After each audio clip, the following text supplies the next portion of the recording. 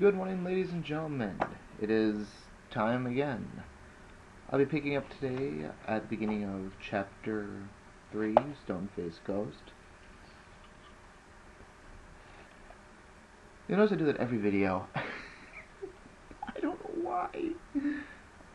Anyway, interestingly though, I did just get contacted by a newspaper company who wanted to run an article for me. I'm going to be meeting with them on Wednesday, 12:30, to discuss the conditions of this. I had no idea that newspaper articles were so expensive, though. I mean, I know I've been contacted by New York Times, but I figured when they said it was $1,000 to run a paragraph-long article, 300 words, $1,000 bucks. I figured that's because they're the New York Times, and they can afford to do that because in New York they have no idea what the cost of living looks like in the Midwest. But then I was talking to this guy on the phone the other day, and he was saying that most people pay $75 a month to have their articles run, and most articles are 50 words.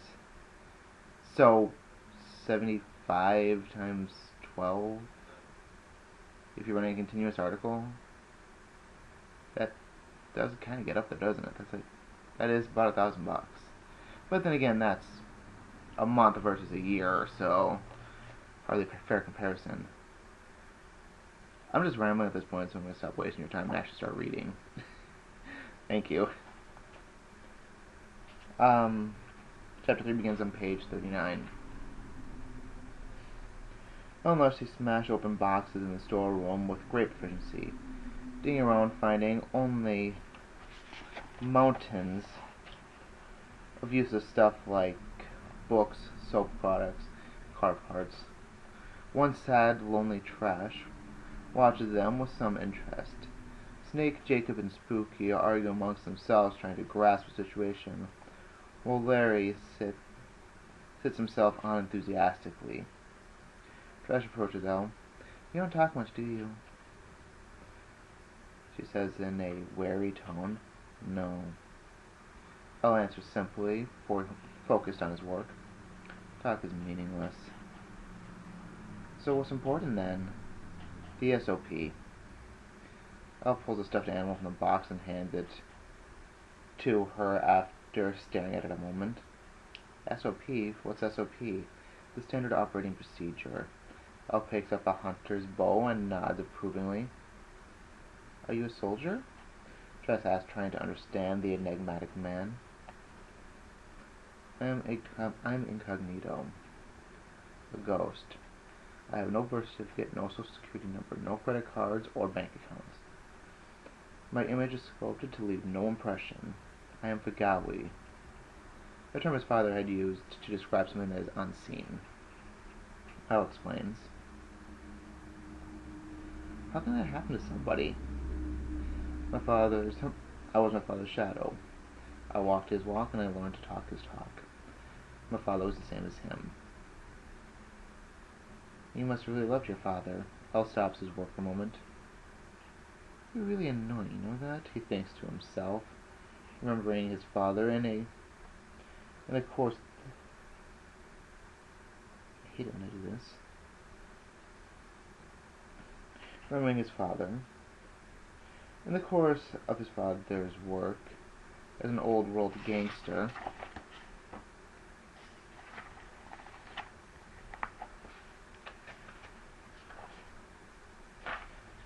I'll remember seeing him tortured.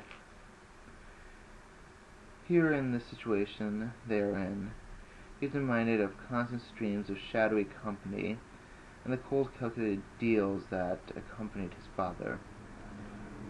But most importantly, he's reminded of his rules. I hated him. I loved my mother. My father didn't believe in normal things like relationships, friends, toys. He had only two loves in the world, and it wasn't my mother or me. Elle gets lost in his own mind.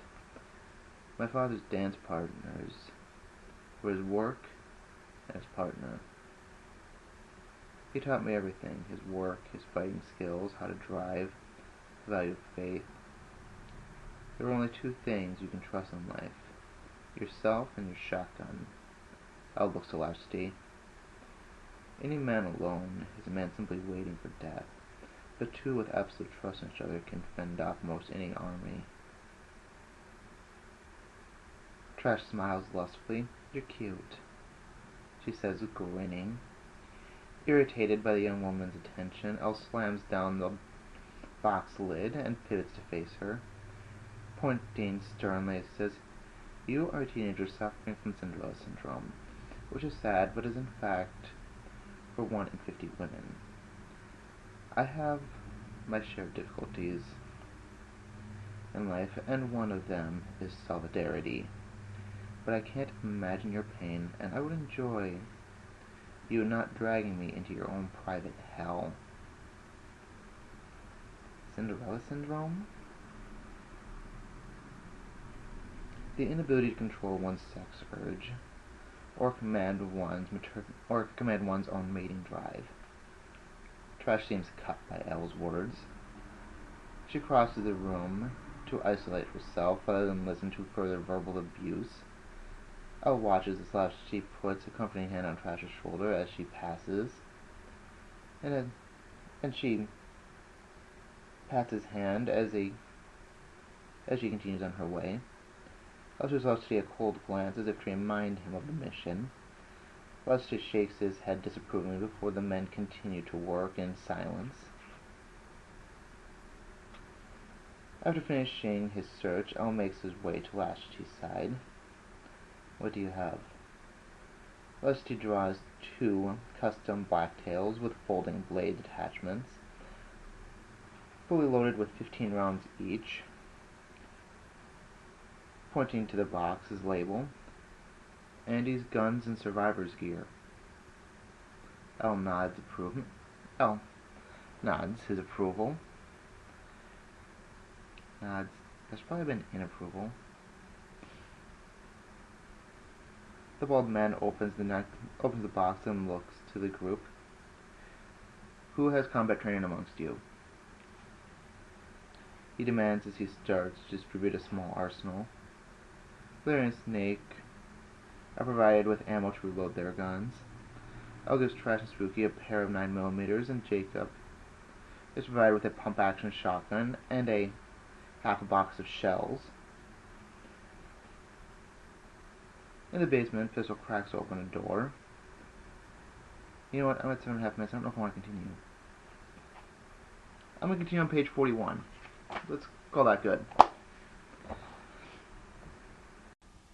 Anyway, I'm going to cut those on short because, as I seem to recall, this goes on for a pretty long time. Actually, no, it really doesn't. It's only 2 more pages.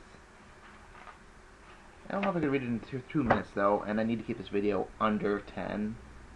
So, I'm producing a post these back to back.